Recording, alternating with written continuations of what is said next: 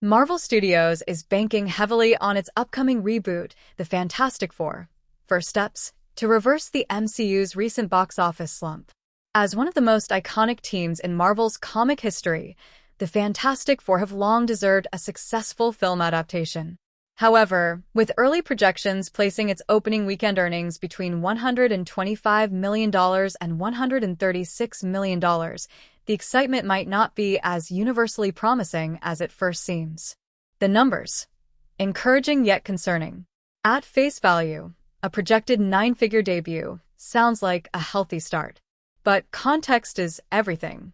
Just a few years ago, Marvel was releasing films that effortlessly exceeded $150 million in their opening weekends, with Avengers: Endgame reaching a historic $357 million.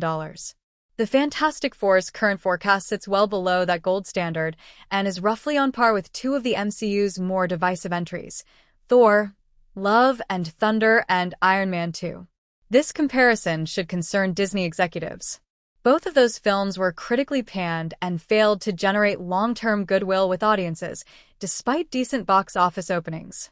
The implication is that while the upcoming reboot may see an initial rush due to nostalgia or curiosity, it might struggle to maintain momentum if it doesn't deliver on quality. Timing and competition could be a double-edged sword. The film isn't launching in a vacuum, either. Releasing just weeks after Jurassic World, Rebirth and James Gunn's highly anticipated Superman reboot, The Fantastic Four finds itself in a fierce summer blockbuster showdown. With these titles generating buzz on their own, Marvel's reboot must distinguish itself not just within the superhero genre, but within a crowded box office window. It's a risky move. Audiences may experience franchise fatigue or simply prioritize other high-profile releases.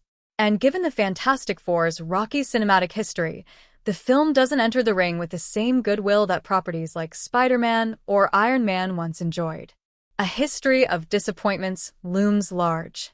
From the shelved 1994 version to the poorly received 2005 duology and the 2015 reboot disaster, the Fantastic Four's film track record is more infamous than impressive. While this marks the first time Marvel Studios has complete creative control over the franchise, that historical baggage isn't easy to shake. This reboot is being framed as a fresh start, complete with a retrofuturistic design inspired by the team's 1960s roots.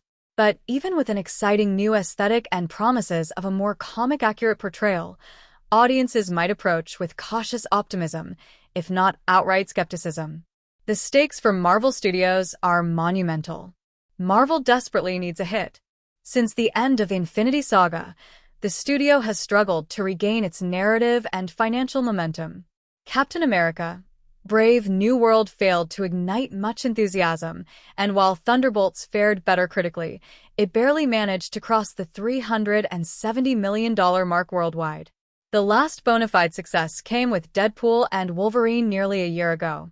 With Avengers: Doomsday and Secret Wars on the horizon, the Fantastic Four stands as one of the final chances to revitalize excitement leading into those ensemble spectacles. The MCU no longer guarantees success by name alone. Critical reception and word-of-mouth buzz now play a much more vital role in determining a film's legs at the box office. If The Fantastic Four: First Steps fails to impress beyond its opening weekend, it could signal not just another misstep for Marvel, but the end of the line for one of its oldest franchises. Final thoughts. The Fantastic Four: First Steps may very well open to solid numbers. But without lasting power, strong audience reception, and compelling storytelling, even a $130 million debut could ring hollow. For Marvel Studios, the true test won't be opening weekend. It'll be whether audiences are still talking about and returning to the film in the weeks that follow.